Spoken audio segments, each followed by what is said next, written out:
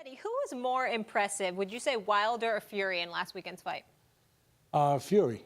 I think to a certain extent, if we're going to be honest here, right, and we're supposed to be, Wilder was exposed. You know, he's a guy that he can punch like heck.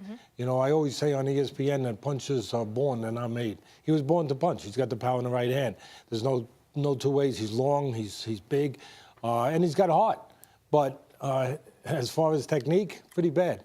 You know, I mean, it's the kind of fight where the referee, if you're the referee, you might want to take insurance out before the fight because you might get hit. I mean, he's going from left field, from right field. He's falling off balance. His right foot's going in front of his left foot. I mean, his technique, there's no way to say it. I know a lot of people won't say it because they want to be friends with everybody. I get it. But if you're going to put me in that position and talk about expertise on something I'm supposed to be talking about, well, then let's call it the way it is. He got exposed in a lot of areas except for one, that he's got that great eraser. And that great eraser can show itself at any time, well, and it did. I agree with you, and I said as much, and I think Max did as well, but I would ask you this question. Do you think it's something that can be rectified for him to have dominion and dominance over the heavyweight division, or do you think the inevitability of him falling to the likes of somebody like an Anthony Joshua is imminent because of those lack of skill? I answer it in two ways. First of all, if he hasn't learned by now, he's not learning. Okay, let's be really straight about that. He's been a pro for 5 years, whatever, 6 years, whatever it is. He hasn't learned now. You know, it's not like they're waiting for some special, you know, day to debut these great skills and to show you that he's technically become really solid. If they were waiting, you'd have to say, well, what are you waiting for? I mean, it should have been done by now. So if they haven't done it by now, if they haven't shown that he can show that level of expertise from a technical standpoint now, no, it's not coming. But Teddy. But the other part to Stephen's question is, as long as he's got that power, you know what? He got a chance. He's got a chance. I mean, you could see him being arrogant in a certain way and saying, hey, you know, I don't need to throw a jab straight. I don't need to keep my feet right. I don't need to move my head when a punch comes. I got this. So you can see a little bit because so far it's worked for him. Go ahead, Max. Teddy, I remember something you once told me. We were watching fights at the late, great Jack Newfield's house, who's a celebrated journalist in the second half of the 20th century in this country, kids, if you didn't know. And you made a comment. We were watching old fight films, and you made a comment about Rocky Marciano that always stuck with me. Great fighters, because people would criticize his technique in certain ways, like Wilder. He was built up against tomato cans before he fought good fighters, and they criticized his defense. And you said, all great fighters know how to do two things, how to land their punches and avoid a certain number of the punches coming toward them. And when I look at Wilder, of course, technically all those things are true. Meantime, he has his own way of avoiding enough punches and landing his own that so far he's undefeated, and he's fought Ortiz and he's fought Fury. So does he really need to tighten those things, or has he developed his own style that works? You know what? That's a fair point. But I'm going to hit that point with one thing, the level of opponents.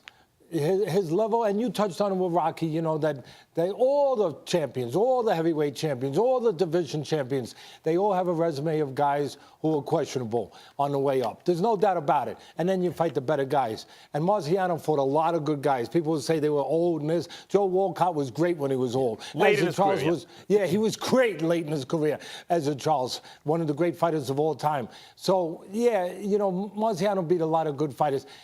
Wilder has never fought that level, the level I just talked about from that era. Wilder's never fought that level.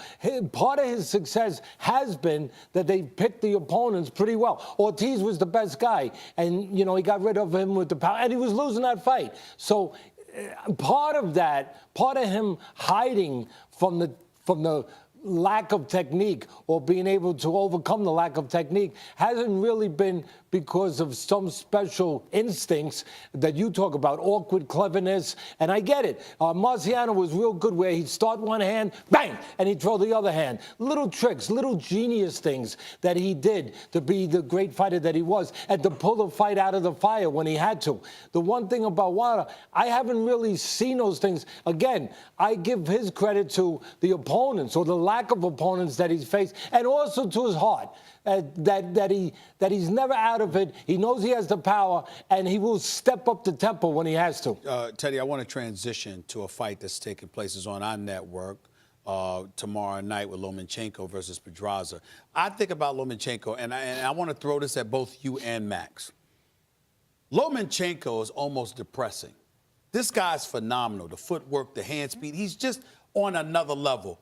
It would be nice to see him knock people out, except for the vast majority of his fights lately, they've literally quit. I mean, they've literally quit. And it's not like they wobbled and staggered to the bench or whatever.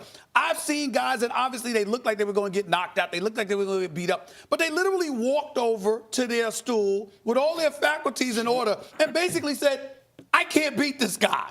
This guy looks that phenomenal. Talk to me about how good Lomachenko is and what is it about him that's literally making guys quit? Not his last fight because it's a body shot, but about 3 fights before that, last 3 fights before that. It's making guys quit. Talk to me about that. Not only making guys quit, and you're right, you're 1,000% right, making good guys quit, make undefeated guys quit, make world champions quit, make gold medalists quit, like Regan Diao. Yep. And you know, what it is that, first of all, what he does is he takes people's souls. Yeah, I'll say it again. He takes men's souls. He makes fighters do something that is not permissible. Something that when you put the gloves on when you're a kid and you start, you're never supposed to do. He makes them say no mas.